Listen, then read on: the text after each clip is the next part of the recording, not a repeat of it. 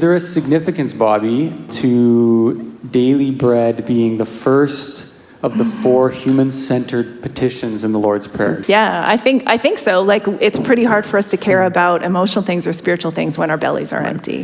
I think, quite simply. Do you want to add No, something? I was just going to say, Maslow's hierarchy. I think it makes sense to say, hey, what's our deepest needs? How do we find those things met?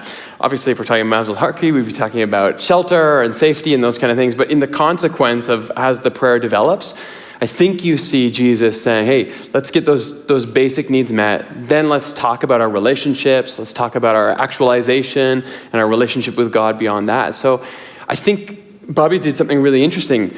I can't believe nobody asked questions about polyvagal theory tonight, but I think it's a really interesting thing without the theory and the language for Jesus to root prayer in those sort of basic bodily needs that we have. We're human, and human means to be embodied.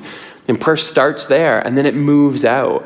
I think it's a really beautiful way of thinking about prayer. So absolutely, I think there's some thought to it. Yeah. I think it matches really wonderfully with the theology of the incarnation. Right? Jesus in flesh, and flesh doesn't thrive or even survive without nourishment. So it's a really great starting place, which is a helpful corrective for us if we have gotten a bit lost in our spirituality, just kind of with our feet disconnected from the ground, to remember to kind of come back to this place of our body can be a wonderful invitation.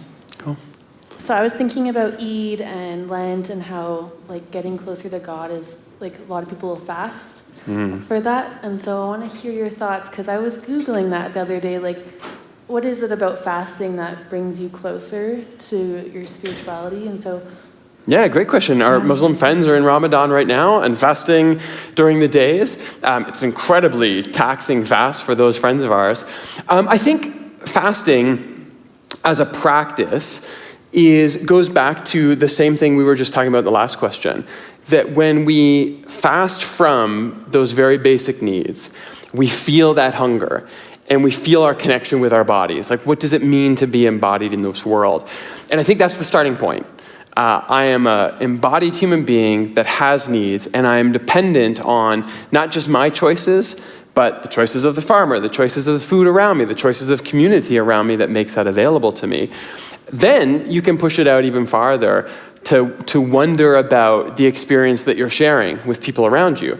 Maybe other Christians or people who are part of the same religion who are fasting at the same time, but also what does that mean for people who don't have bread daily and their pain that they're going through, and we connect with that. And then finally, I think there's this layer where I think asceticism can go too far. We punish our bodies and we think that somehow that's going to make us more holy. But practices of discipline, practices of pushing ourselves into uncomfortable experiences can be really good for us. Just like when we work out, it's not a comfortable thing to do, but we know that that pushes us to grow and repair muscles and all those types of things. I think spiritually, to realize that my commitment and my discipline to God is also about my embodied experience. And that when I just pursue what feels good in the world, maybe that takes me away from the spiritual discipline and the spiritual growth that I need to have.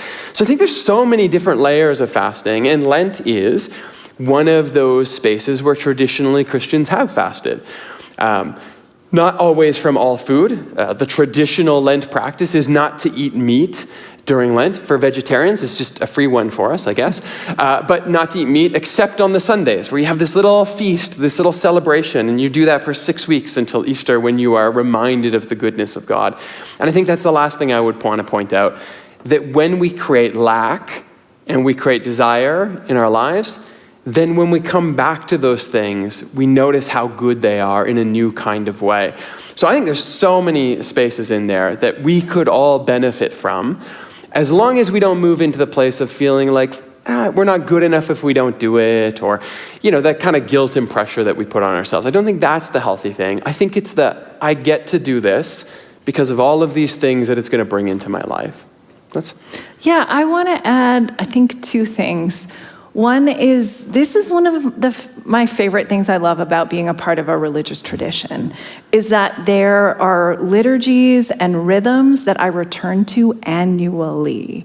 And that means that I think in some way that we experience these rhythms and these rituals, they change their meaning for us every year because we're a little bit different in that year. And I think that's such a cool thing that we get to pick up the tradition again, pick up the ritual, and wonder what kind of inward journey will go on with it. What will I see about myself? What do my cravings show me about what's going on inside of my soul?